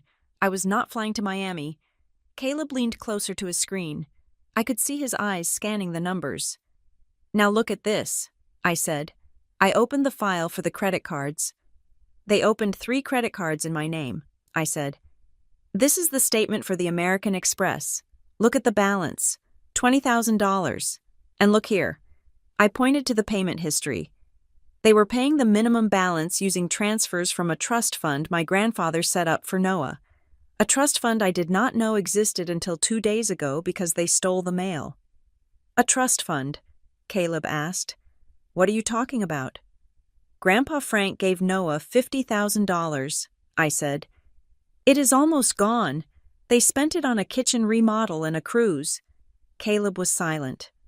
The frown on his face was deepening. shifting from confusion to something darker. But the car, Caleb said. Brielle said she was just keeping the battery running for you. She said you refused to drive. Here is the listing on the rental app, I said, pulling up the webpage. She has been renting it to strangers for $150 a day. She made $7,000. Caleb, I was walking to the pharmacy in the snow because I did not have gas money, and she was renting our car to tourists. I saw Caleb's jaw tighten. The muscle in his cheek jumped. And finally, I said, I want you to see this. I played the video file from the security gate. The video of my mother screaming. The video of her throwing rocks. The video where she yelled, "That is my money. I earned it by putting up with you." The audio was crisp. Her malice was undeniable. It was not the voice of a worried grandmother. It was the voice of a woman who had lost her wallet. I stopped the video. I ended the screen share. I looked back at Caleb. He was sitting perfectly still. He looked like he had been punched in the gut. I am at Grandpa Frank's, I said softly. We have a lawyer. We have a forensic accountant. We have filed police reports for identity theft, fraud, and forgery. I am not having a breakdown. Caleb, I am escaping a crime scene. The silence stretched between us for 10 seconds. It felt like an hour. Then, Caleb let out a long, slow breath. He looked at me. The guard was down. The hesitation was gone. I believe you, he said. 3 words. They were the most beautiful words I had ever heard. I believe you, he repeated, his voice gaining strength. God, Hazel, I am so sorry. They told you I was crazy, I said, feeling the tears finally prick at the corners of my eyes. They wanted you to think I was unfit. They sent me a message right before you called, Caleb admitted. Your dad. He sent me a draft of a document. He wanted me to grant them temporary guardianship of Noah. He said if I did not do it, social services would take him because you were homeless. I am not homeless, I said. I am safe. Caleb looked down at his hands. He looked furious, not at me, at himself. I should have known, he muttered. I saw the money leaving the account, the little bits here and there. Your mom told me you were buying things for the nursery. I thought you were just nesting. I didn't want to stress you out by asking. Wait, I said. What money? The allotment, Caleb said. The family separation allowance and the extra housing stipend. I froze. What allowance? Caleb looked up, confused. The military pays an extra $250 a month when we are separated, plus the adjustment for the housing. I set it up to deposit into the joint account before I left. It is nearly $800 a month extra. Hazel. I sent it so you could get a nanny or help with the house. My mouth fell open. I never saw it, I whispered. I never saw a dime of it. They told me your pay was barely covering the grocery bill. $800 a month, Caleb said, his voice rising. For 6 months, that is almost $5,000. They took that too. They took everything. Caleb. I saw the realization hit him. It wasn't just money. It was his effort. He was working 12-hour shifts in the desert, sweating and bleeding, sending money home to take care of his wife and son, and his in-laws had intercepted it, spent it on themselves, and then told him his wife was incompetent. They made me think you were struggling, Caleb said, his voice trembling with rage. They made me think you couldn't handle the finances. I was sitting here worrying about you, thinking I needed to protect you from yourself, but I needed to protect you from them. They stole my reputation, I said. They stole your trust in me. No, Caleb said firmly. They didn't steal it. They just obscured it, and now I see it. He reached for something off camera. He pulled out a notebook. I am going to the JAG officer on base immediately, Caleb said. I am revoking any and all permissions your parents might claim to have. I am going to draft a sworn statement confirming that I support your location, your custody of Noah, and your control of our assets. I will have it notarized and emailed to your lawyer within the hour. Thank you, I said. Do not thank me, Caleb said. I left you there. I left you in the viper's nest. I should have seen it. Your mom, she was always so nice to me. I thought she was a saint. She is a very good actress, I said. Not good enough, Caleb said. Not anymore. He looked at me through the screen. His eyes were fierce. This was the soldier I had married. This was the man who protected things. Hazel, he said, do not let them near Noah. Do not let them near you. If they show up, you call the police. You tell Frank to burn them down. I said. We froze the accounts today. They are panicked. Good, Caleb said. I want them panicked. I want them to feel exactly as helpless as they made you feel. He checked his watch. I have to go. I have to get this paperwork filed before the legal office closes. But Hazel. Yes. I love you. You are the strongest person I know. You walked through snow with our son to save him. You are a hero. I choked back a sob. I just wanted milk. You got more than milk, Caleb said. You got our life back. I will call you as soon as the papers are signed. The screen went black. I sat there for a long time, staring at the reflection of my own face in the dark monitor. For months, the hardest part hadn't been the poverty. It hadn't been the hunger. It had been the loneliness. The feeling that my husband, my partner, was slipping away from me, pulled into the undertow of my family's lies. I had been terrified that I had lost him, that they had successfully rewritten me in his mind as a broken, crazy woman. But the truth, raw and documented, had cut through the noise. I closed the laptop. I stood up. I was not just fighting for money anymore. I was not just fighting for a car. My parents had tried to widow me while my husband was still alive. They had tried to orphan my son while his mother was holding him. I walked out of the guest room and back into the study. Marla and Frank looked up. Well, Frank asked. He knows, I said. He knows about the allowance they stole. He knows about the lies. He is with us. Frank nodded slowly. Good. That closes the last exit door. He is going to JAG, I said. He is sending a notarized statement of support. Marla smiled. It was a terrifying, shark-like smile. Excellent, she said. That statement will be the nail in the coffin for their grandparents' rights argument. Now, we don't just have a plaintiff, we have a coalition. I picked up Noah from his playpen. He cooed and grabbed my finger. My family, my real family, the one that mattered, was intact. Caleb, Noah, and me, and standing guard around us were Frank Callahan and the law of the United States. What is next? I asked. Marla pulled a fresh stack of documents from her briefcase. Next, she said, we invite them to talk, but we do it on our terms, and we set a trap they won't even see coming. The offensive began at 9 o'clock on a Tuesday morning, and it started with paper. Marla Keene did not believe in warning shots. She believed in overwhelming force. While I was feeding Noah his breakfast, Marla was electronically filing a civil complaint that was thick enough to be a novel. We were suing my parents and Brielle for conversion, unjust enrichment, fraud, breach of fiduciary duty, and intentional infliction of emotional distress. We were asking for the return of all misappropriated funds, the $142,000 Jonah had tracked. We were asking for treble damages, which meant we wanted 3 times the amount they stole as a penalty, and we were asking for them to pay every single cent of Marla's billable hours. Simultaneously, Marla filed a request for a temporary restraining order. We attached the screenshots of the threatening text messages. We attached the video of my mother screaming at the gate. We attached the police report from the night of the siege. The judge will sign the restraining order by lunch, Marla told me, snapping her briefcase shut. But we are not going to serve them with it just yet.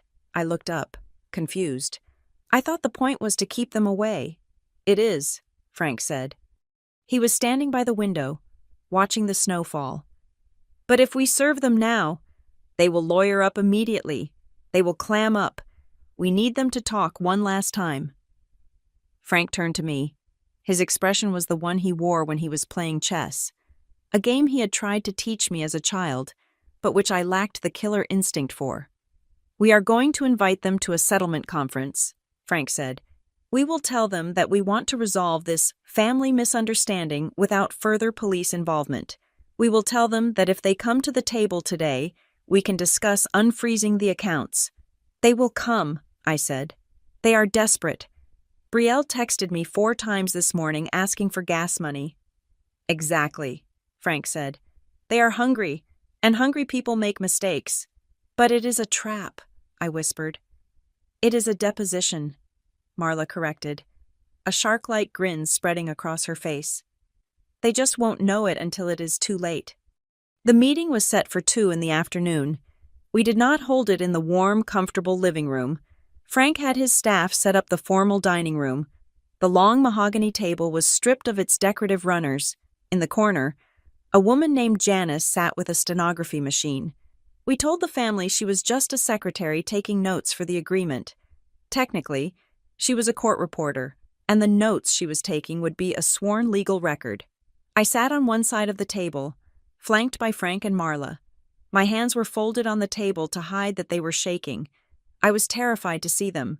Even with the truth on my side, the conditioning of 30 years is hard to break. I felt that old urge to apologize, to smooth things over, to be the good girl. Remember, Marla whispered to me as we heard their car pull up, you are not their daughter today. You are the plaintiff. Do not speak unless I tell you to. Let them fill the silence. The doors opened. My parents and Brielle walked in. They looked different than they had 2 days ago. My mother's hair, usually perfectly blown out, was pulled back in a severe, messy bun. She was wearing a coat that looked expensive but had a stain on the lapel. My father looked gray and tired. His posture slumped. Brielle looked furious. She was wearing sunglasses indoors, clutching her phone like a weapon. They stopped when they saw the setup. They saw Frank. They saw Marla. They saw the woman in the corner. "What is this?"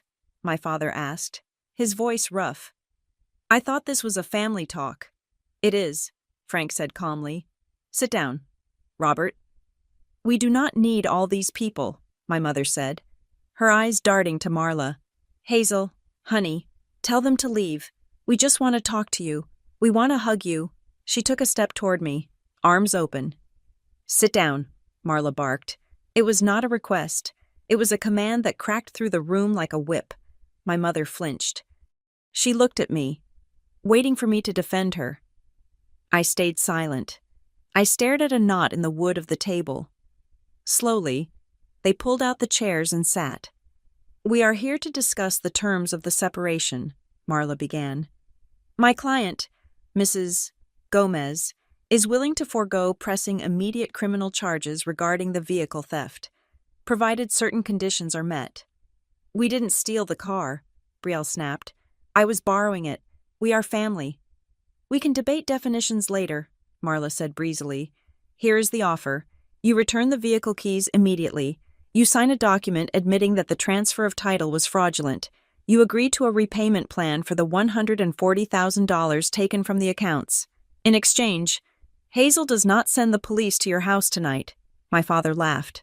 It was a dry, bitter sound. "You think you can dictate terms to us," he said. He reached into his jacket pocket and pulled out a folded document. "We have our own terms." He slid the paper across the table toward me. "We know you are struggling, Hazel," my father said, his voice dropping into that fake, concerned baritone that used to make me feel so safe. "We know you are confused. We have spoken to a doctor. He agrees that your behavior running away, stealing the baby, cutting off your family shows signs of severe postpartum instability." I looked at the paper. It was a legal document titled Voluntary Guardianship and Mental Health Directive. "Sign this," my mother said softly. "It just says that you agree to let us take care of Noah for 6 months while you get treatment. It authorizes us to handle your finances so you don't have to worry about bills. You sign this, and we will give you the car keys back. We will forget about the money you wasted. We will just be a family again." I read the text. It was a confession. It required me to admit that I was unable to care for my child and suffering from delusions. If I signed this, they would own me. They would have legal proof that I was unfit. They could take Noah. They could take the trust fund. They could take everything. I looked up. I looked at my mother's eyes. There was no love there. There was only calculation. She was trading my son for a set of car keys. You want me to say I am crazy, I said. My voice was steady. In exchange for my own car. We want you to get help, my mother said. And yes, we need to know you are not going to drive that car into a ditch. Brielle has been taking such good care of it. Taking care of it? I asked. I looked at Brielle. Is that what you call it? I keep it washed, Brielle said, crossing her arms. I keep the maintenance up. You would have let it rot in the driveway. And the miles? Marla asked, interjecting smoothly. The car has put on 12,000 miles in 6 months. That is a lot of driving for a spin class. I drive a lot, Brielle said defensively. You rent it a lot, I said. The room went silent. Brielle froze.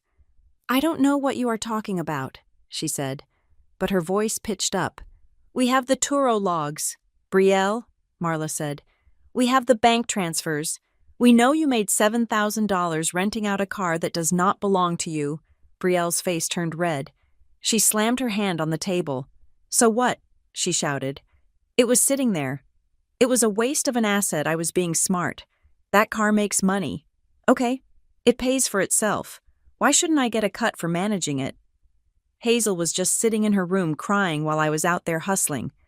Click, I heard the soft tap of the stenographer's keys. Marla smiled. It was a tiny, terrifying smile. So you admit, Marla said, that you were using the vehicle for commercial purposes without the owner's consent. You admit you generated revenue from an asset that was not yours. I admit I am smarter than her, Brielle yelled. I admit I used it. It is a family car. Thank you, Marla said. That is admission of unauthorized use and theft by conversion. We have that on record. My father realized what was happening. He saw the stenographer typing. He saw the red light on the digital recorder sitting in the center of the table. Be quiet, Brielle, he hissed. He turned to me. The mask of the concerned father fell away completely. His face twisted into a snarl. Listen to me. Hazel, he said. You think you are clever with your lawyers. You are nothing. You are a broke, unemployed housewife. If you do not sign that paper, if you do not come home today, we are going to sue you for full custody of Noah. On what grounds? Frank asked, leaning back in his chair. Neglect, my father shouted. She dragged an infant through a snowstorm. She is homeless. She has no income. We have money. We have a home. No judge in this state will give a baby to a woman living out of a suitcase who thinks her family is robbing her. We will paint you as a paranoid lunatic. Hazel, we will bring in witnesses. We will drag this out until you are bankrupt and broken. You will never see your son again. My mother nodded, her eyes cold. We will do it. Hazel, don't test us. We know what is best for Noah. I felt the blood drain from my face. It was my worst nightmare spoken aloud. But then I looked at Marla. She was not scared. She looked like she had just been handed a winning lottery ticket. Marla stood up. She picked up the document they had tried to make me sign, the one admitting I was unstable. She held it up. Let the record show, Marla said, her voice clear and loud for the microphone, that Robert and Angela Monroe have just threatened to file a frivolous custody lawsuit based on knowingly false claims of neglect, solely for the purpose of coercing my client into signing a fraudulent financial document. My father blinked. What? That is extortion, Robert, Frank said. In the state of Pennsylvania, threatening to report someone to authorities or to file a lawsuit to obtain property or financial gain is a felony. It is called theft by extortion. We are negotiating, my father stammered. No, Marla said. Negotiating is discussing numbers. What you just did, that was blackmail. You just told a mother that if she does not give you her property and forgive your debt, you will use the court system to take her child. Marla turned to the stenographer. Janice, did you get that verbatim? Every word, Ms. Keene, Janice said. And the audio, clear as a bell. My mother looked around the room. She looked at the stenographer. She looked at the recorder. She realized, finally, that this was not a dining room. It was a courtroom, and she had just confessed. "You set us up," my mother whispered. "I invited you to talk," Frank said. "You chose to threaten." Marla opened her briefcase. She pulled out a stack of papers. These were the papers she had prepared that morning. "Since you are already here," Marla said, sliding the heavy stack across the table, "consider yourselves served." "What is this?" my father asked, staring at the thick bundle. "That is the civil lawsuit," Marla said, "and buried in there is the temporary restraining order signed by Judge Holloway an hour ago. You are now legally required to stay 500 feet away from Hazel, Noah, and this property, which means, technically, you are currently violating a court order." Marla checked her watch. "I will give you 3 minutes to leave before I call the sheriff to enforce the order." My father stood up so fast his chair tipped over. He looked at the papers. He looked at me. His face was purple with rage. But beneath the rage was terror. He knew. He knew he had walked into a bear trap. "You are making a mistake. Hazel," he spat. "You are going to need us one day, and we won't be there." "That is the plan," I said. I looked him in the eye. "I don't need you," I said. "I need my money. I need my car, and I need you to leave." "Let's go," my mother said, grabbing Brielle's arm. Brielle was staring at me, her mouth open, her sunglasses askew. "But my income," Brielle muttered. "The rental." "Move," my father shouted. They scrambled out of the room. The heavy doors slammed shut behind them, leaving a ringing silence in their wake. I let out a breath that felt like it had been stuck in my chest for 20 years. My hands were still shaking, but not from fear, from the adrenaline of the kill. Frank picked up his teacup. He took a sip. "Well," he said, "that went better than expected." Marla turned to the stenographer. "Janice, I want that transcript expedited.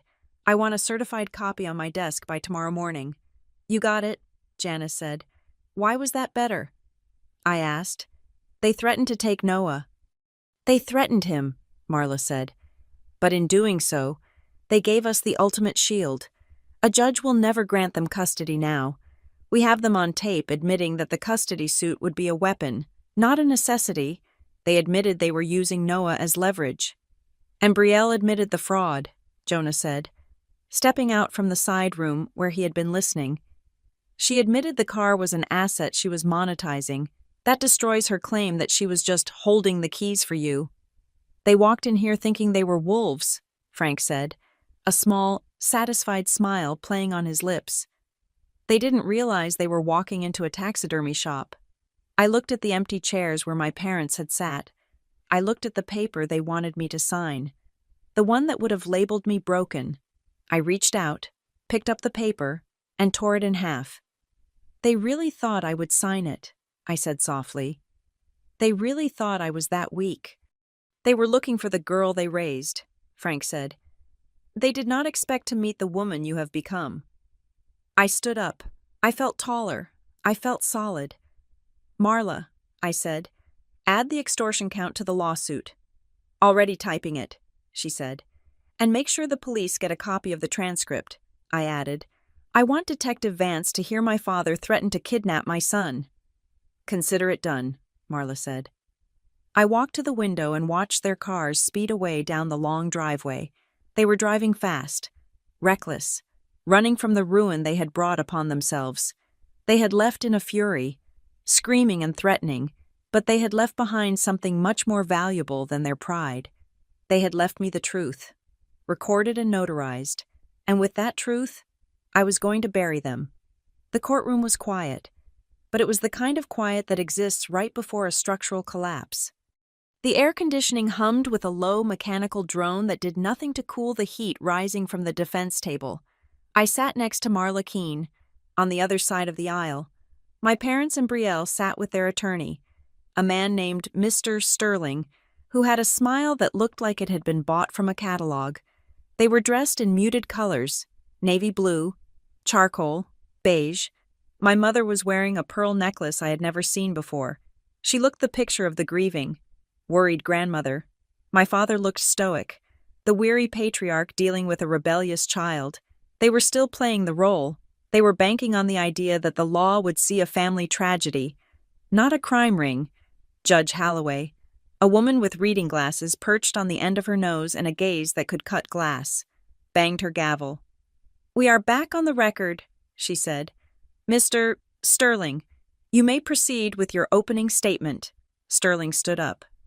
He buttoned his suit jacket with a flourish. He walked toward the jury box, though this was a bench trial. He still performed for the audience.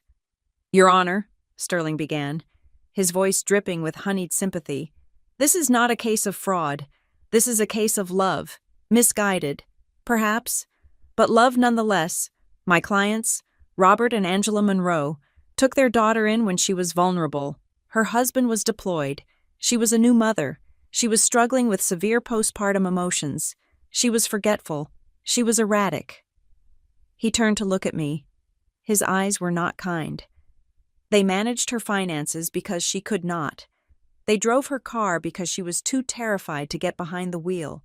Everything they did, every transfer, every decision was to ensure that she and her baby had a roof over their heads. And how does she repay them? With lawsuits, with accusations, with a smear campaign orchestrated by her estranged grandfather." My mother dabbed her eyes with a tissue. "It was a perfect performance."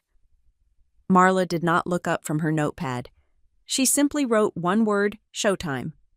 "Call your first witness," Judge Holloway said, sounding bored by the theatrics. "I call the plaintiff, Hazel Gomez," Marla said. Standing up, I walked to the stand. I felt the eyes of my family burning into my back. I placed my hand on the Bible. I swore to tell the truth. Sterling wasted no time on cross-examination. He wanted to break me early.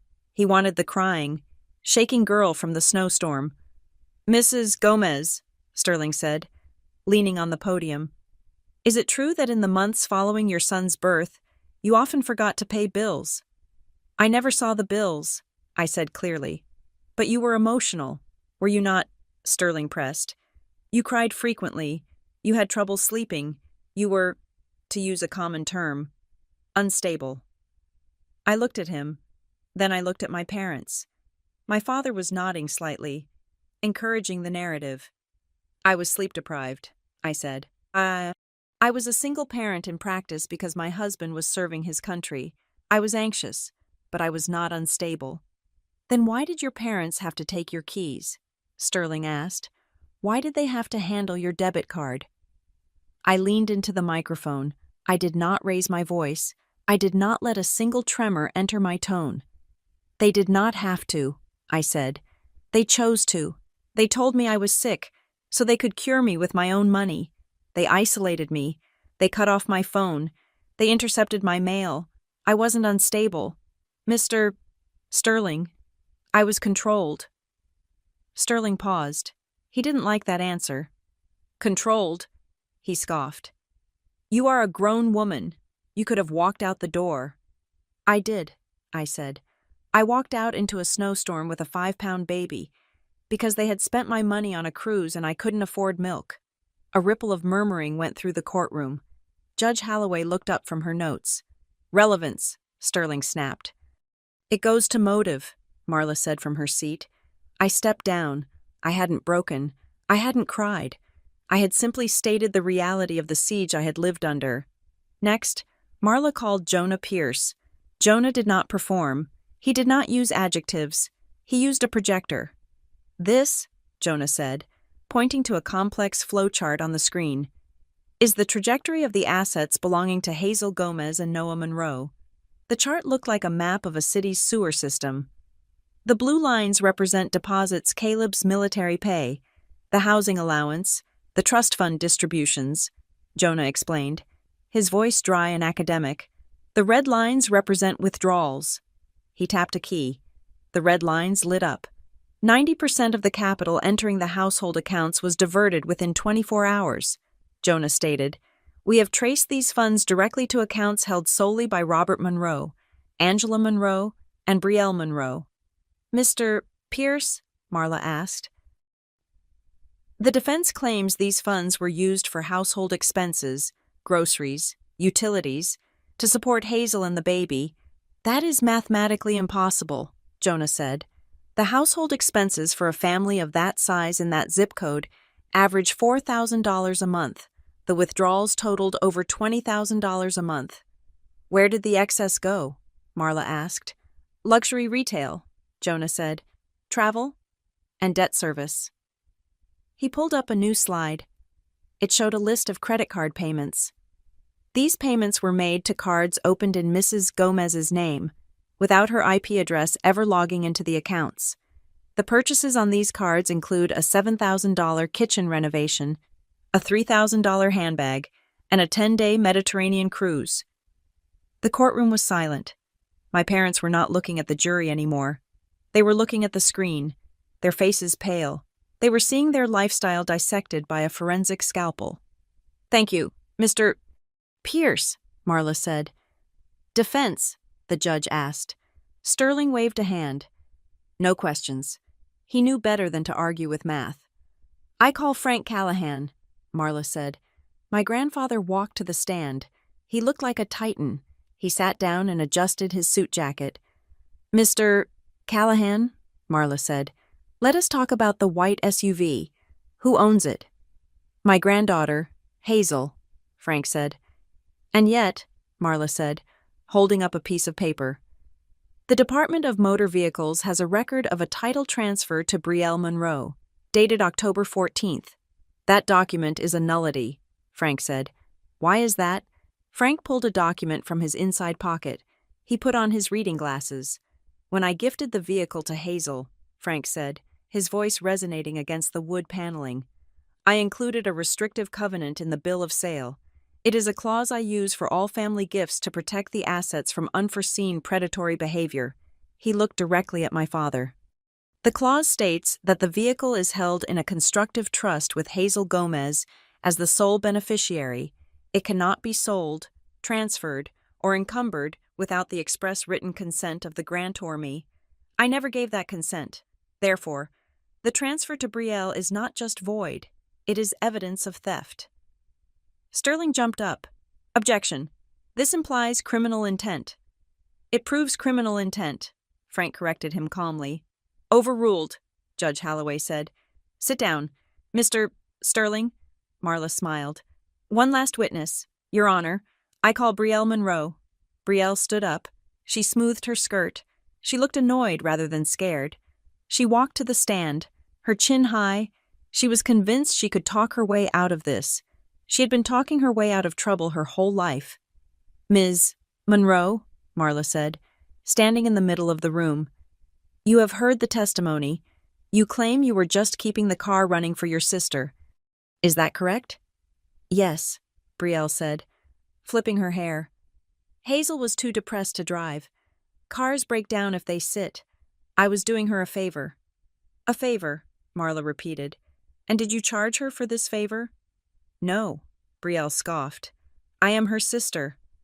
Then can you explain, Marla said, picking up a thick stack of paper, why you listed the vehicle on a peer-to-peer rental platform under your own name? Brielle froze. Her eyes darted to the papers. I was just testing the market, she stammered. You tested it quite well, Marla said. You rented the car out for 22 weekends. You generated $7,400 in revenue. Where is that money? Brielle? I saved it, Brielle lied quickly. I was saving it for Noah, for a rainy day. Marla turned to Jonah, who was still sitting at the expert table with his laptop open. Mr. Pierce, Marla said, can you pull up transaction number 402 from Brielle Monroe's personal checking account? Jonah tapped a key. The image appeared on the main screen. It was a transaction dated the same day as a $500 payout from the rental app. That is a purchase at Lux Nails Spa, Marla read. $180, and immediately following that, a purchase at the Golden Thread Boutique for $300. Marla looked at Brielle. Is that a rainy day fund for Noah? Marla asked. Or is that a manicure and a new jacket? I deserve to treat myself, Brielle snapped, losing her cool. I was the one dealing with Hazel's drama. I was the one keeping the family together while she moped around. So you admit you spent the money generated from Hazel's car on yourself? It wasn't her car, Brielle shouted. She didn't appreciate it. She didn't even use it. Why should she have it if she doesn't use it? The courtroom gasped. It was the logic of a thief, spoken aloud. Judge Holloway leaned forward. She took off her glasses. She looked at Brielle. Then she looked at my parents. Ms. Monroe, the judge said. Her voice was quiet, but it carried more weight than any shout. You are telling this court that you felt entitled to profit from your sister's property because you judged her to be ungrateful. I didn't say that, Brielle backpedaled. You just did, the judge said. Then, the judge turned her gaze to my father and mother. Mr. and Mrs. Monroe, Judge Holloway said. I have a question that has been bothering me since Mr. Pierce put up that chart. My father stood up, looking nervous. Yes, Your Honor. According to the testimony, the judge said, on the night of February 12th, your daughter walked 2 miles in sub-zero temperatures to buy formula because she had run out of money. Is that correct? She didn't ask us for money, my father said weakly. If she had asked, she had no access to her own funds, the judge interrupted. You had her cards, you had her allowance, you had the trust fund. The judge picked up a piece of paper from her bench. It was the transaction log Jonah had submitted. On February 12th, the judge said, reading from the paper, the same day your daughter was walking in the snow with a newborn, there is a charge on the American Express card ending in 409, the card in Hazel's name. The judge looked over the rim of her glasses. The charge is for $250, at a steakhouse, a dinner for 3.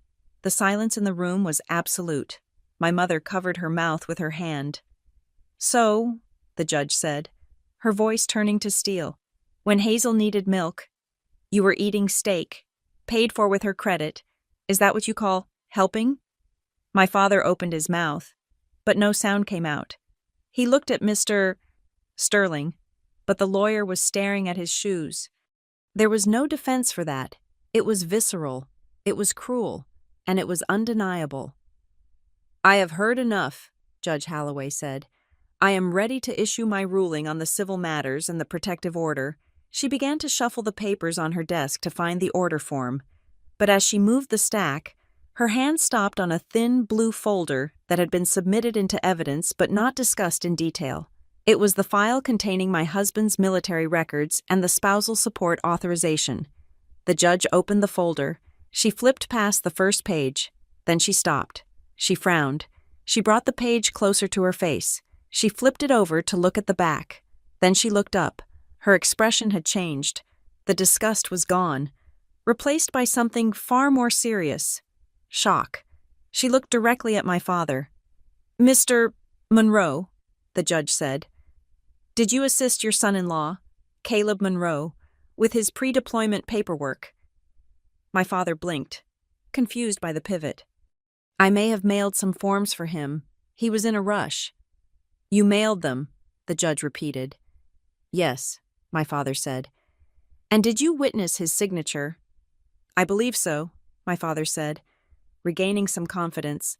Like I said, we were helping. Judge Holloway slowly closed the blue folder. She placed both hands on top of it. This changes everything, she said. She looked at the bailiff standing by the door. Bailiff, lock the courtroom doors. No one leaves. A murmur of panic went through the room. Mr. Sterling stood up. Your Honor, what is the meaning of this? I have just reviewed the beneficiary designation form for Sergeant Monroe's military life insurance and his housing allowance authorization, Judge Holloway said. I noticed a notary stamp on the back page. She looked at my father with eyes that promised destruction. The notary stamp belongs to you. Mr. Monroe, you are a licensed notary, correct? Yes, my father whispered.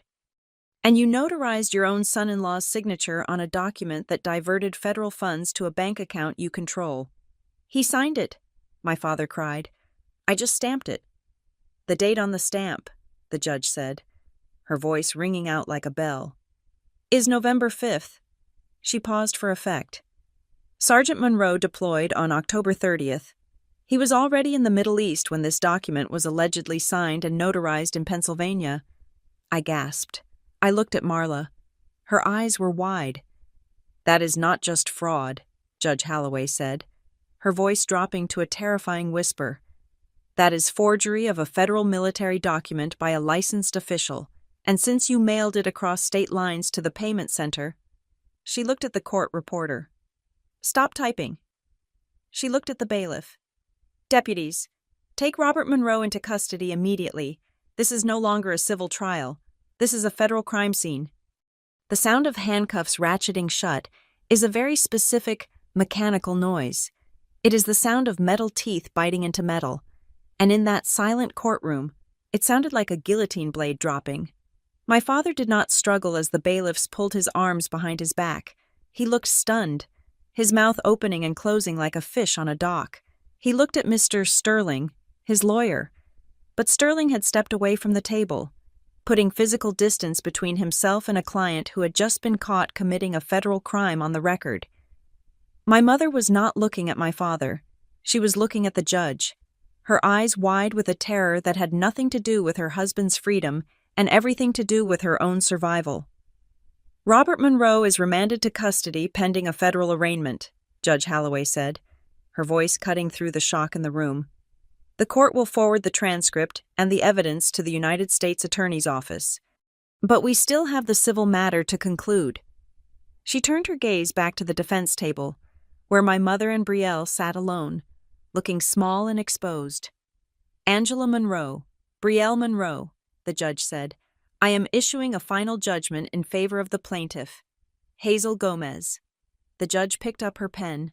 The scratching sound it made on the paper was the only noise in the room.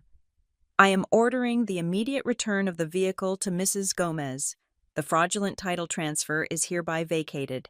I am also ordering full restitution of the $142,680 misappropriated from the plaintiff's accounts.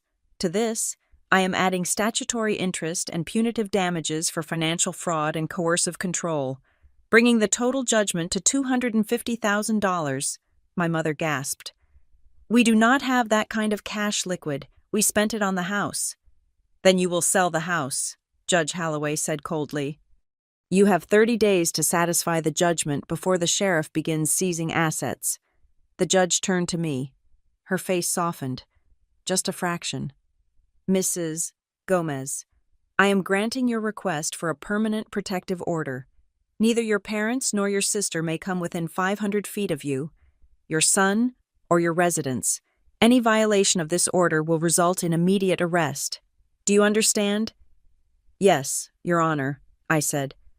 And finally, the judge said, looking at Brielle, the court is forwarding the evidence regarding the car rental scheme to the State Tax Board and the Insurance Commissioner.